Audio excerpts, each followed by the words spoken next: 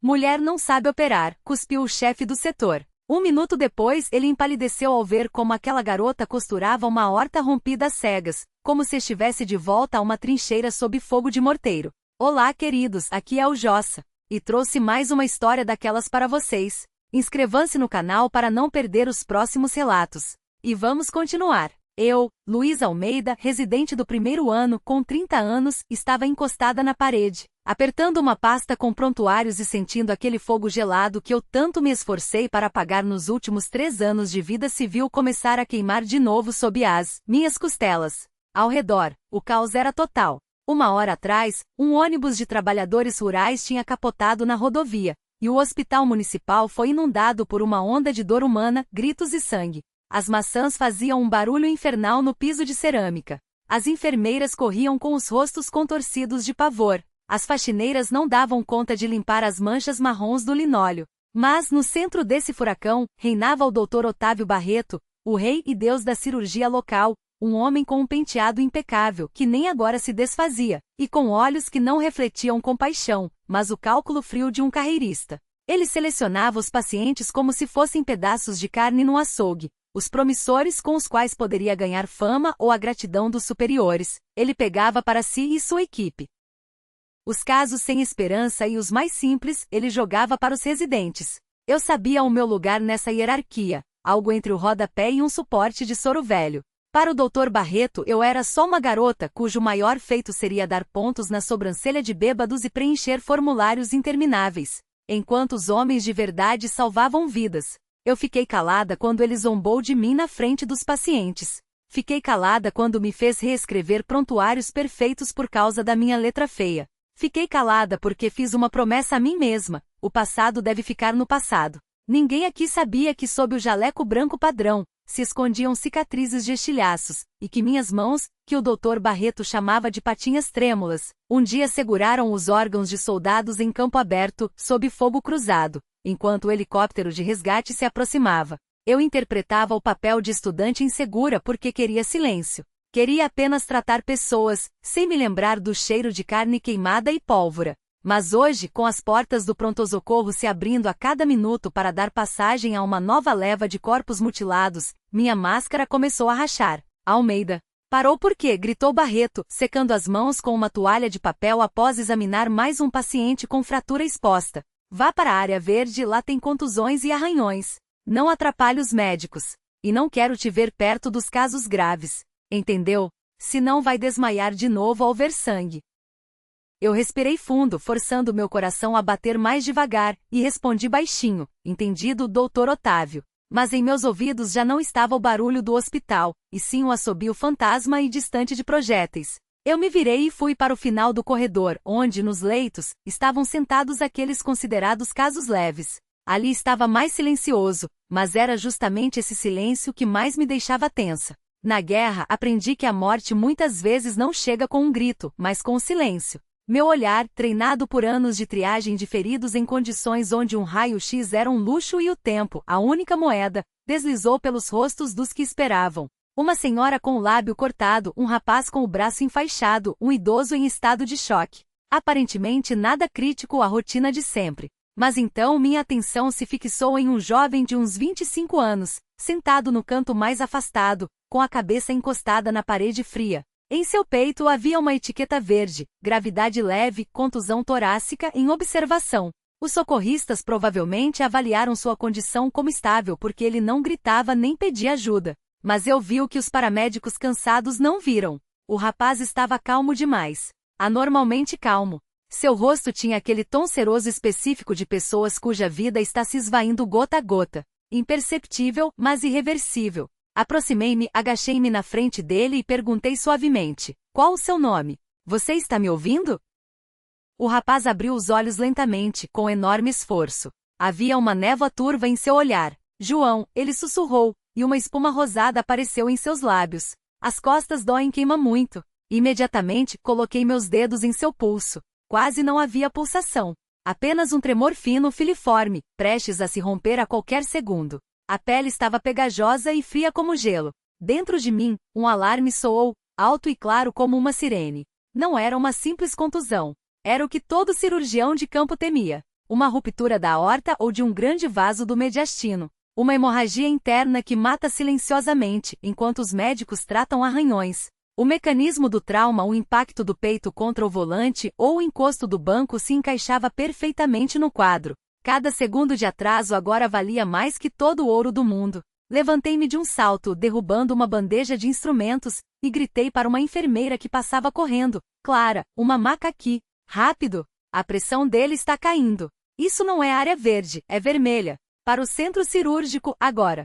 Mas a enfermeira apenas piscou, confusa, olhando para a etiqueta do paciente. Luísa, o que foi? O Dr. Barreto disse para não mexer nos leves. A sala 1 está ocupada com um traumatismo craniano grave, gaguejou ela tentando me acalmar. Mas eu já não a ouvia.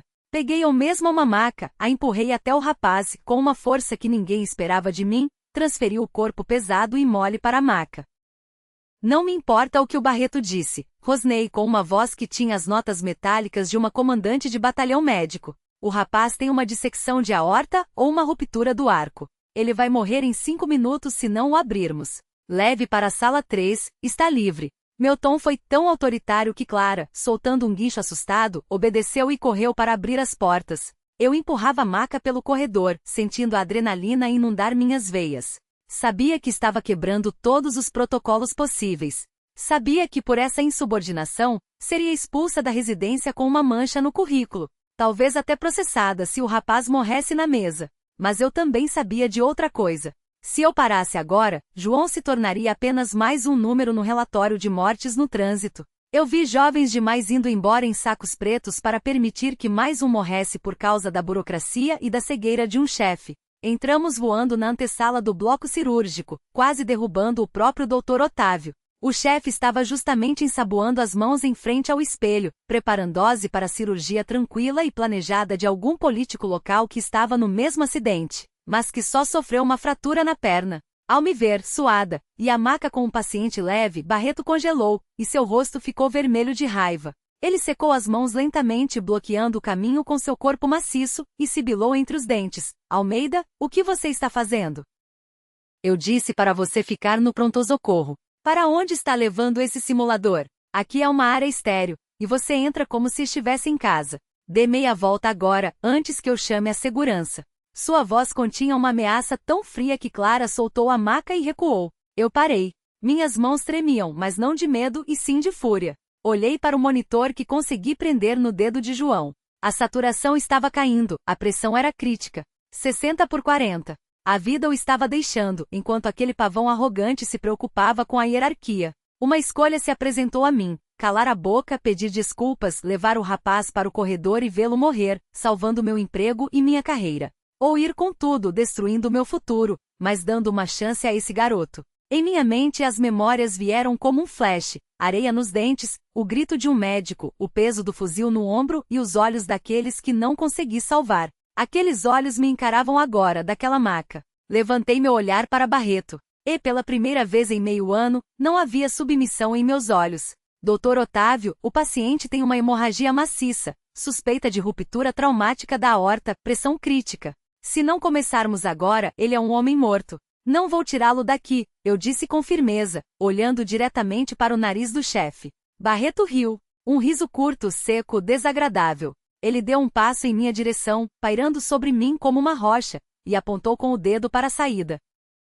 Você, sua pirralha incompetente, vai me ensinar a diagnosticar? Ele tem uma contusão. Você é só uma histérica que assistiu a muitas séries de TV. Fora daqui, eu disse. Ou quer que eu mesmo a expulse e assine sua carta de demissão agora mesmo? E nesse momento, o monitor na maca emitiu um apito longo e melancólico, sinalizando uma parada cardíaca. Mas Barreto nem se virou, continuando a me fuzilar com um olhar cheio de desprezo e do triunfo de seu poder. O apito agudo e insuportável do monitor cortou o ar como uma lâmina, silenciando instantaneamente todos os outros ruídos na sala. E aquele som foi o sinal para o começo do fim. Eu reagi mais rápido que o pensamento. Meu corpo, treinado para agir em frações de segundo entre a vida e a morte, se lançou para frente, ignorando a presença do meu superior. Joguei meu peso sobre o peito de João com os braços esticados, iniciando a massagem cardíaca, e contei o ritmo em voz alta e clara. 1, 2, 3 adrenalina, 1 miligrama rápido. Mas minhas mãos só conseguiram fazer algumas compressões antes de eu ser brutalmente jogada para o lado, com uma força que rasgou o tecido do meu jaleco no ombro. Barreto, vermelho de fúria, pairava sobre mim, ofegante, e seus olhos pareciam prontos para me incinerar. Tire suas mãos dele, sua idiota! Não está vendo? Foi só o eletrodo que soltou. Que adrenalina o quê? Você vai matar o rapaz com seu pânico. E ele, virando-se para mim com desdém, inclinou-se sobre o paciente para ajeitar os sensores, confiante em sua infalibilidade, enquanto segundos preciosos escorriam como areia. Eu bati as costas contra um armário de metal. Os instrumentos tilintaram, mas a dor física não era nada comparada ao horror que me paralisou ao ver a cena. Eu via os lábios do rapaz ficarem azuis, os traços do rosto se afilarem. A máscara de Hipócrates surgia através da juventude com uma velocidade assustadora. Doutor Otávio não é o censor.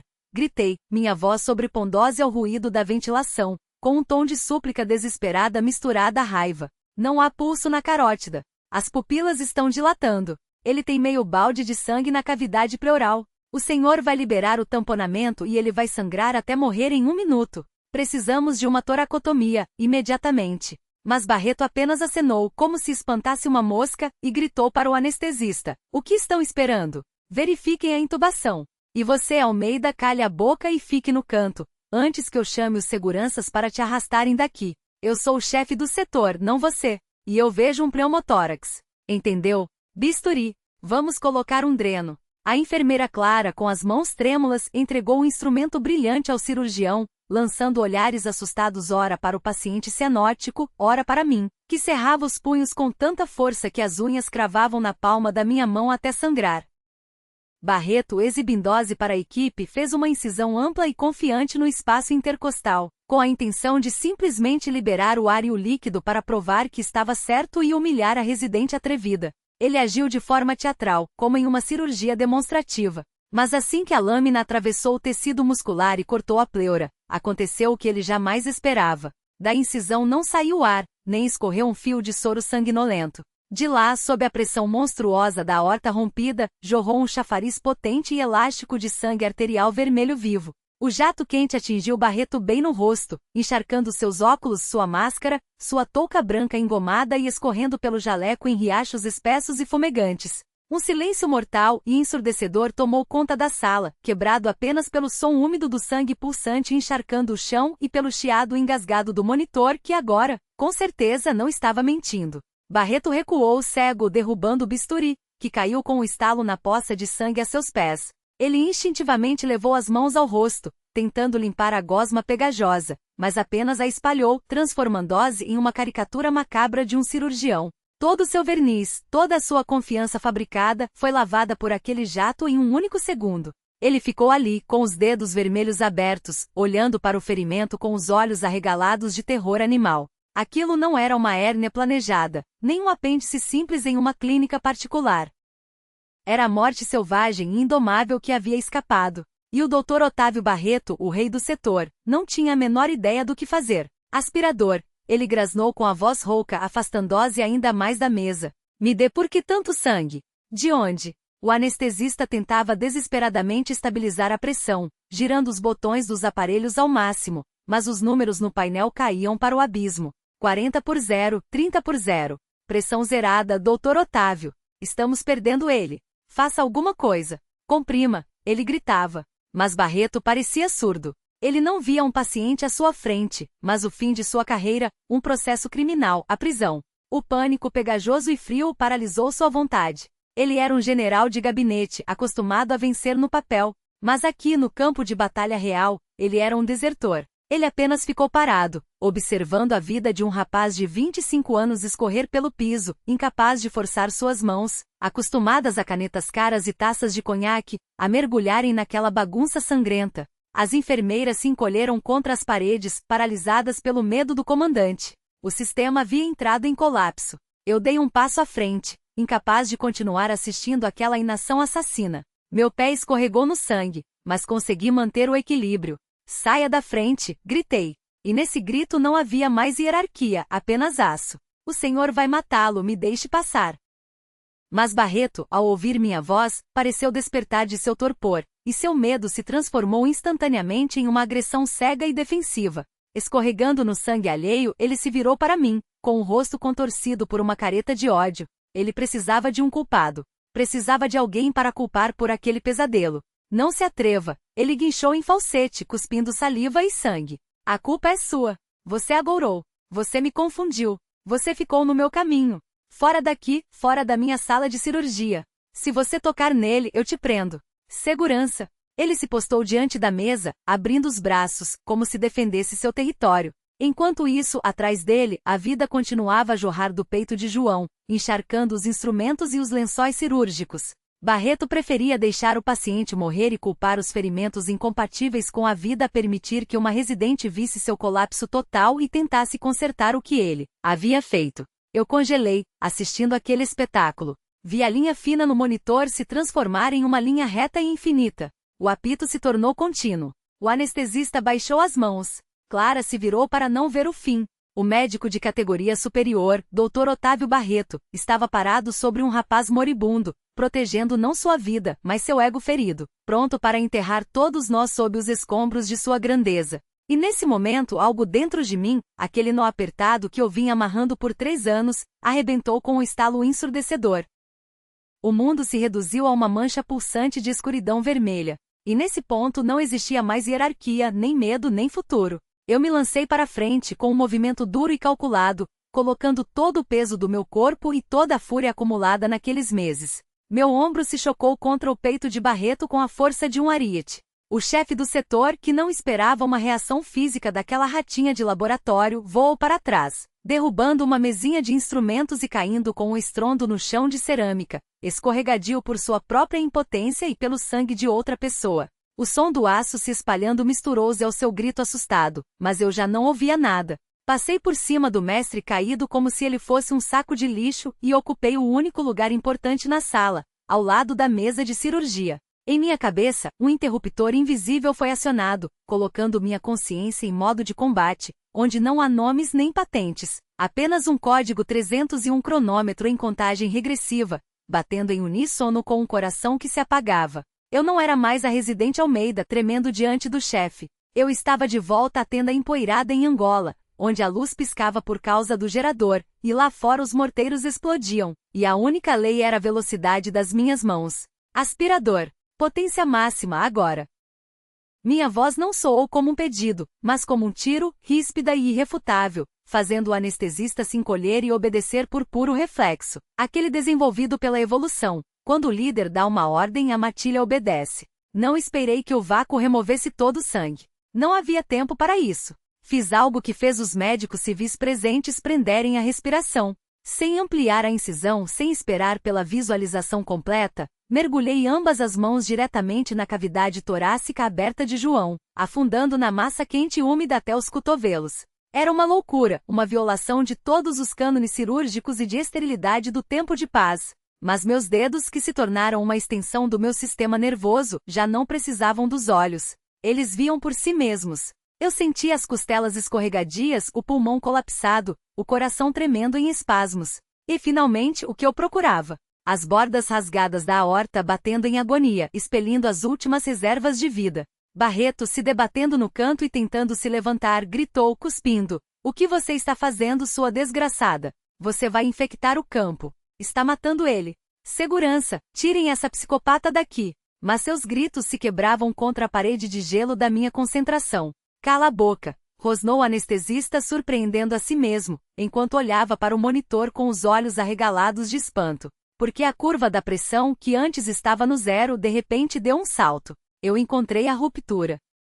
Às cegas, em um caos sangrento onde um cirurgião normal não distinguiria uma veia de uma artéria. Eu localizei a seção danificada do arco aórtico e a pressionei com força contra a coluna vertebral, interrompendo o fluxo mecanicamente. O chafariz de sangue cessou instantaneamente, transformando-se em uma pulsação fraca sob minhas falanges. Um silêncio tão denso que parecia poder ser cortado com uma faca pairou na sala. Só se ouvia a respiração pesada de Barreto e o zumbido dos equipamentos. Eu, sem tirar as mãos do peito do paciente, virei a cabeça para a enfermeira. Meu rosto estava salpicado de vermelho, meus olhos eram buracos negros, desprovidos de emoção.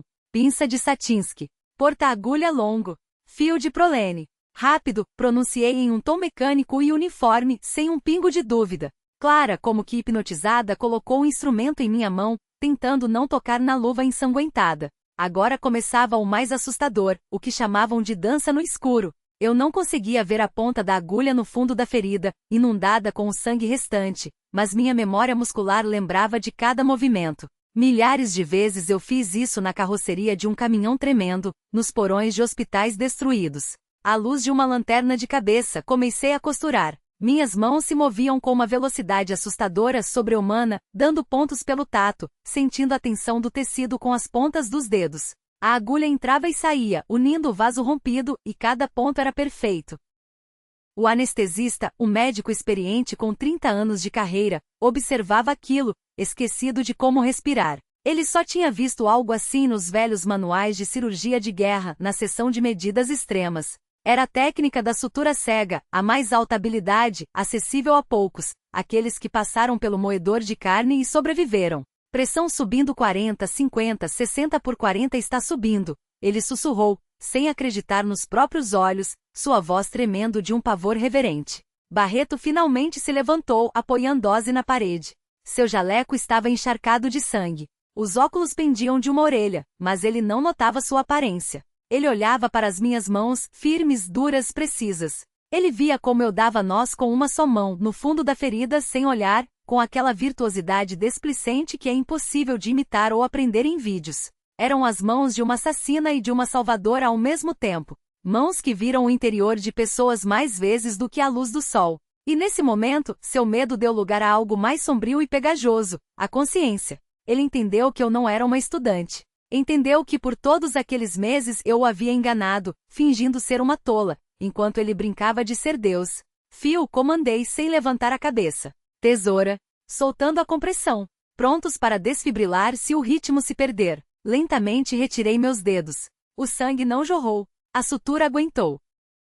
A aorta pulsava de forma regular e forte, impulsionando a vida pelo caminho restaurado. Ritmo sinusal, exalou o anestesista, enxugando o suor da testa com a manga. Estável. Meu Deus, Luísa, como você fez isso? Eu me endireitei lentamente, sentindo a tempestade de adrenalina começar a diminuir, deixando para trás um cansaço de chumbo e um tremor nos joelhos. Retirei as mãos ensanguentadas do peito de João, puxei as luvas com um som úmido e as joguei em uma bacia. Só então senti a dor no ombro com que o atingi e a ardência nos olhos por causa do suor. Virei-me para Barreto. Ele estava parado perto da porta, pálido como um lençol, e seu olhar estava fixo em meus pulsos, onde, sob as mangas arregaçadas do jaleco, agora eram claramente visíveis as velhas cicatrizes brancas, marcas de estilhaços de uma mina que recebia ao proteger um comandante ferido. A máscara havia caído. Não havia mais sentido em se esconder. Feche o tórax, Dr. Otávio, eu disse em voz baixa, mas firme, olhando-o nos olhos. E havia tanto peso naquele olhar que Barreto desviou o seu. Dreno de bulo, sutura por planos. O senhor dá conta da rotina, não é? O mais difícil eu já fiz. Foi um tapa muito mais forte do que o golpe físico. Eu não apenas salvei o paciente, eu publicamente na frente de toda a equipe, castrei seu orgulho profissional, mostrando quem era o verdadeiro cirurgião ali, e quem era apenas uma função em uma touca engomada. Barreto se aproximou lentamente da mesa. Suas mãos tremiam, mas agora de raiva e humilhação. Ele pegou o porta-agulha, mas não começou a suturar. Levantou os olhos para mim, e nele se acendeu um fogo frio e vingativo. Ele entendeu, eu ganhei a batalha pela vida do rapaz, mas perdi a guerra pela minha segurança. Você tem noção do que fez, Almeida? Ele sibilou, sua voz cheia de veneno. Você realizou um procedimento sem licença. Violou o protocolo. Você quase me agrediu. Acha que é uma heroína? Não, você é uma criminosa, e eu pessoalmente vou garantir que você vá para a cadeia. E essas cicatrizes, ele acenou para minhas mãos, e seus lábios se curvaram em um sorriso de escárnio. Vamos descobrir de onde elas vêm, e por que você escondeu isso ao ser admitida. Você está acabada, Almeida. Salvou ele, mas enterrou a si mesma. O bloco cirúrgico ficou para trás, mas o silêncio que se seguiu depois que as portas da UTI se fecharam atrás de João ainda ecoava em meus ouvidos. Abafava até o som da água com a qual eu esfregava as mãos ferozmente com uma escova, tentando remover o sangue alheio impregnado em meus poros. Eu estava na pia da antessala, observando a espuma marrom escorrer pelo ralo. E a cada segundo, a cada batida do coração, Não apenas a sensibilidade dos meus dedos voltava, mas também uma clareza de pensamento gelada. O medo da demissão, dos gritos de Barreto, de um processo. Tudo isso queimou lá, ao lado da mesa, no momento em que senti a pulsação da aorta sob meus dedos. Eu olhava meu reflexo no espelho embaçado sobre a pia, o rosto pálido, as mechas de cabelo escapando da touca, a ruga dura ao lado dos lábios, que apareceu em Angola e que eu tanto tentei suavizar na vida civil. Foi tolice esperar que a guerra me deixasse em paz. Foi tolice pensar que eu poderia me tornar a Luizinha das fichas e relatórios. Eu era uma cirurgiã forjada no fogo, e hoje esse fogo queimou meu disfarce por completo. A porta atrás de mim se abriu com um estrondo, trazendo para a pequena sala um Barreto enfurecido que, mesmo despojado de sua grandeza estéril, ainda tentava preencher todo o espaço, pairando sobre mim como uma nuvem escura e ameaçadora. Você acha que acabou? Ele sibilou, agarrando meu ombro e me virando para ele. Seus dedos cravaram dolorosamente em meu antebraço, bem onde, sob o tecido do jaleco, uma velha cicatriz de um tiro de raspão branqueava. Acha que só porque salvou um qualquer, tudo será perdoado? Eu vou te destruir, Almeida. Já liguei para o RH. Pedi sua ficha pessoal. Vou escrever agora mesmo um relatório sobre agressão ao chefe do setor e conduta imprudente que colocou a vida do paciente em risco. Você nunca mais vai trabalhar nem como faxineira em um hospital. E em seus olhos, injetados de sangue pelos capilares rompidos, havia uma mistura de humilhação e triunfo vingativo. Ele ansiava por uma revanche. Não podia me perdoar por eu, uma garota, ter sido mais forte, mais rápida e mais competente que ele. Ele precisava me esmagar, transformar meu feito em um crime, para se sentir importante novamente. Lentamente, com uma calma assustadora, desprendi a mão dele do meu ombro como se estivesse removendo um pano sujo e respondi em voz baixa: escreva, Dr. Otávio. Escreva o que quiser. Mas primeiro, veja quem o senhor pretende processar. Eu não me justifiquei, não pedi clemência. Apenas saí para o corredor e me dirigi à sala dos residentes, sabendo que ele me seguiria, guiado por sua raiva como um touro por um pano vermelho. A sala dos residentes estava vazia. Toda a equipe ainda se aglomerava perto do bloco cirúrgico, comentando sobre o resgate incrível. Na minha mesa, entre pilhas organizadas de prontuários, havia uma pasta grossa. Minha ficha pessoal, que a funcionária do RH, aparentemente, trouxe após a ligação urgente do chefe e deixou ali, sem coragem de entrar no epicentro do escândalo. Barreto entrou na sala logo atrás de mim, ofegante, e bateu com a palma da mão na mesa com força. Aqui está. Agora vamos ver de que buraco você saiu. Comprou seu diploma na esquina ou foi o papai que te arrumou o emprego? Agora toda a verdade vai aparecer. E ele puxou bruscamente as amarras da pasta, despejando o conteúdo sobre a mesa. Os papéis se espalharam em leque, cópias de documentos, diplomas, certificados. Barreto pegou a primeira folha que viu. Era uma carta de recomendação de um emprego anterior, e ele já abria a boca para ler algo humilhante. Mas as palavras ficaram presas em sua garganta. Seu olhar congelou, as pupilas se dilataram. E seu rosto, já pálido após o choque na cirurgia, ficou cinza como cinzas. Aquilo não era uma recomendação padrão de um posto de saúde. Era uma folha de condecoração do Ministério da Defesa. Capitã médica Luísa de Almeida Andrade, ele leu para si mesmo, seus lábios se movendo silenciosamente, incapaz de pronunciar as palavras em voz alta. Condecorada com a Ordem do Mérito da Defesa pelo resgate de pessoal sob fogo inimigo direto. Realizou mais de 400 cirurgias abdominais em condições de campo. Chefe do setor de cirurgia do Hospital de Campanha Móvel. O papel tremia em suas mãos. Ele virou a página. Outro registro. Missão de paz da ONU, Angola. Contusão, ferimento, carta de agradecimento do comandante das forças. Por trás das linhas secas e burocráticas, escondia-se uma biografia que daria para 10 como Barreto. Ele lia sobre como aquela garota operou por 2 dias seguidos sem dormir durante um ataque, como removeu estilhaços sob bombardeio, como comandou evacuações quando homens feitos desmoronavam de medo. Cada linha era um golpe de martelo em seu ego, destruindo a imagem que ele criou de uma residente inepta e deixando em seu lugar a figura monolítica de uma profissional cujo nível ele, o general de gabinete, jamais alcançaria. O silêncio na sala dos residentes tornou-se palpável, pesado, esmagador.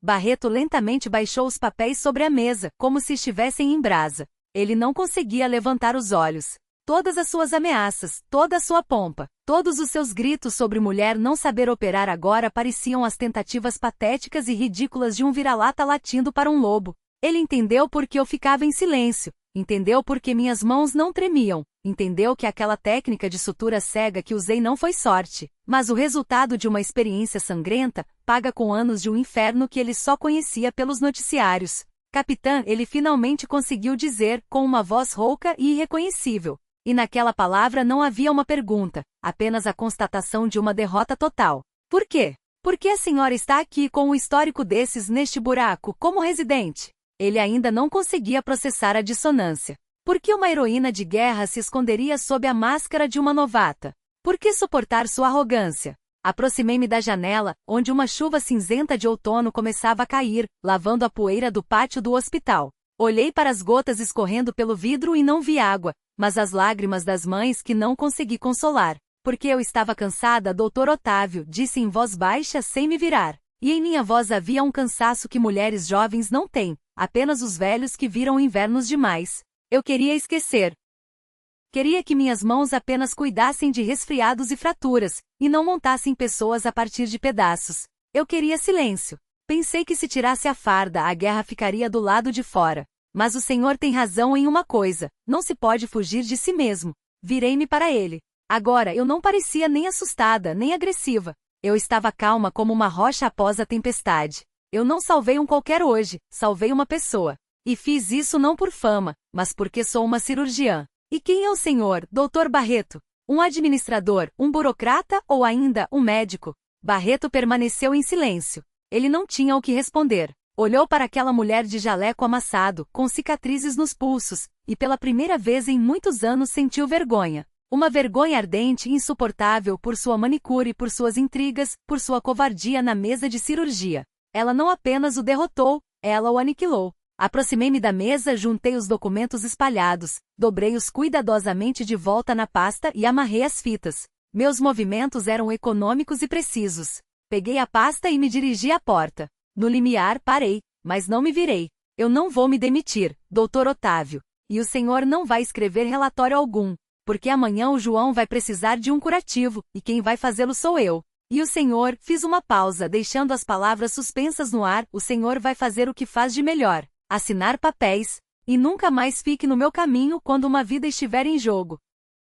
Saí para o corredor, onde a vida do hospital já voltava ao seu ritmo normal. Carrinhos faziam barulho, enfermeiras conversavam, alguém chamava um maqueiro. Mas agora, enquanto eu caminhava por aquele corredor, ninguém se atrevia a me empurrar ou a me olhar de cima. Os boatos se espalhavam mais rápido que um vírus. As faxineiras me acompanhavam com olhares longos e respeitosos, e os outros residentes abriam caminho. Endireitei os ombros, sentindo o peso da mentira que carreguei por meses cair da minha alma. Sim, o silêncio não voltaria mais. Sim, Barreto me odiaria até o fim de seus dias. Mas eu me lembrei do ritmo regular do coração no monitor, lembrei do calor do sangue vivo sob meus dedos e entendi o principal. Minhas mãos não foram feitas para se esconderem nos bolsos. Eu sou uma cirurgiã das trincheiras, e minha guerra pelas vidas das pessoas, aqui na vida civil, estava apenas começando.